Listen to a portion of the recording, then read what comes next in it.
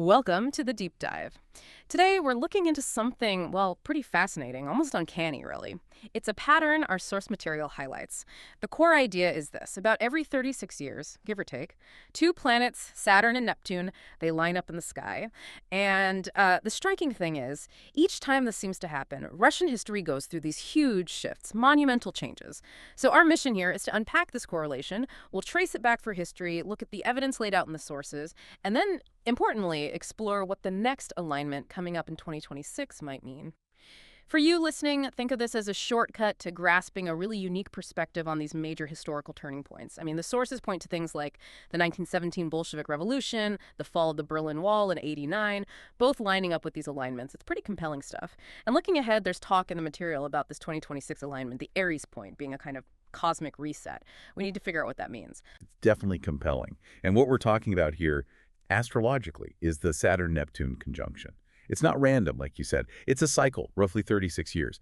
And in astrological terms, you've got Saturn, I guess, structure, reality, discipline meeting Neptune, which relates more to ideals, dreams, but also dissolution, maybe chaos. So when they come together, the thinking is it often coincides with these big shifts, ideological changes, institutions collapsing, sometimes regimes being reborn. It really makes you wonder, doesn't it? Is there maybe more going on in history than just the obvious political and economic factors we usually focus on? Okay, let's dig into that cycle then. How do the sources really connect these specific conjunctions to major moments in Russia? Like, what makes it more than just coincidence for someone listening? Well, I think it's the consistency of the type of shift. If we look back, let's trace the arc. Go back to 1856. That was an early phase, conjunction to Pisces. Russia had just lost the Crimean War. And what followed was a big political shakeup, right? Rising ethnic tensions against Ukrainians, Jews, others. It points to a kind of deep reevaluation of who they were, what the structure was. Right, a period of instability and internal shift right after a major defeat. That's a strong start. And then the sources bring up 1881-82. That's described as the balsamic phase. So like the very end of the Silver. Exactly, the end before the new beginning, often associated with things falling apart, dissolving. And that's when Tsar Alexander II, the reformer, was assassinated. Yes, and that directly led to Alexander III, a much more authoritarian figure, crackdowns on minorities, a real tightening of control. So you see this pattern emerging as dissolution or crisis, leading to sometimes quite repressive consolidation. Precisely. And then, boom, 1917. We get an exact conjunction, or very near it, in Leo. And what happens?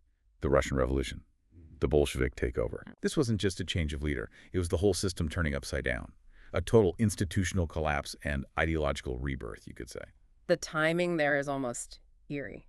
Okay, moving forward in time. Yep. Next key period, the sources highlight is 1952-53. Multiple conjunctions, this time in Libra, a different astrological flavor. And that's right when Stalin died, wasn't it? March 1953. Right on schedule. And the material suggests this alignment brought maybe a kind of second chance, a moment for communist ideals to perhaps reform now that the dark shadow of authoritarianism, as they put it, had lifted. A moment of opening up, potential change after intense rigidity, that fits the theme. It does. Then connect that to the really big one in recent memory, 1989. The fall of the Berlin Wall. Exactly. And that happened during 3 Saturn-Neptune conjunctions, this time in Capricorn. Capricorn, associated with structures, institutions. Yes. And what happened? The Berlin Wall fell. The whole Soviet bloc started crumbling. It massively accelerated the decline of the Soviet Union itself. So the dissolution of a major power structure, right on time with the conjunction in the sign of structure. It's quite the pattern. Dissolution, sometimes followed by clampdowns, sometimes by potential rebirth, but always profound change for Russia, lining up with these cycles, especially with that Piscean influence, often lurking the sign of endings, dissolution. Okay, so this pattern seems remarkably consistent across Russian history as laid out in our sources. Major shifts, time and again. But now let's pivot to the future. 2026 is just around the corner. What's different this time? Well, the sources emphasize this date. February 20, 2026, that's when the next Saturn-Neptune conjunction happens, and it's at 0 degrees Aries, the very first degree of the entire zodiac. 0 Aries, that's significant. Extremely. It's called the Aries Point. And the sources describe it as symbolizing a cosmic reset, like hitting the factory reset button, not just tweaking things, a foundational reordering. A total new beginning, potentially. Right. And while the exact conjunction is then the whole sensitive period, the sources say, runs from roughly March 2023 through April 2028, but it really intensifies mid-2025 to early 2027. And the shift into Aries, Mm. that feels crucial. We've talked about Pisces, endings, dissolution. But Aries is the opposite, isn't it? It's the spark. Raw beginnings, pioneering energy, action, starting something completely new. Exactly, from dissolution to ignition. So what are the sources suggesting this means for Russia now, shifting from that Piscean theme to this powerful Aries starting point? Well, given the history we've just traced, these cycles of collapse, sometimes authoritarian reaction, sometimes reform. Right. How might this very specific Aries point manifest, especially with everything going on now? Russia's war in Ukraine, the internal issues like reported demographic decline. The sources suggest it's a profoundly critical juncture. You have these massive external and internal pressures, the war, demographics, the tight authoritarian control, all converging under this celestial marker that historically signals regime-defining moments for Russia. And the shift into Aries, that zero-degree point, it implies something potentially more radical than previous shifts. Not just an evolution or collapse within the old framework, but perhaps the start of something fundamentally different, the complete reorientation. So pulling it all together, the takeaway seems to be this almost rhythmic pattern. Every 36 years or so, Saturn meets Neptune, and boom, Russia undergoes a major ideological shift, an institutional collapse, or some kind of national rebirth. The sources make a really strong case for this cyclical view. They really do.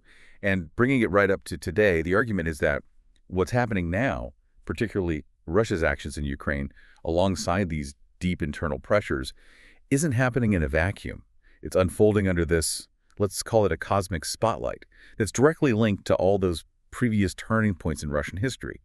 It connects the present moment to those past epochs of transformation. It certainly gives you a different lens. So maybe a final thought here, something for you, the listener, to consider. If you have a nation described as being in structural crisis, facing this convergence of demographic challenges, immense geopolitical pressure, and this cosmic reset moment at the Aries point, well, the stage seems set, doesn't it? The sources strongly suggest things could change, maybe much faster, much more profoundly than many people currently expect. It's definitely a unique perspective to keep in mind as we watch events unfold.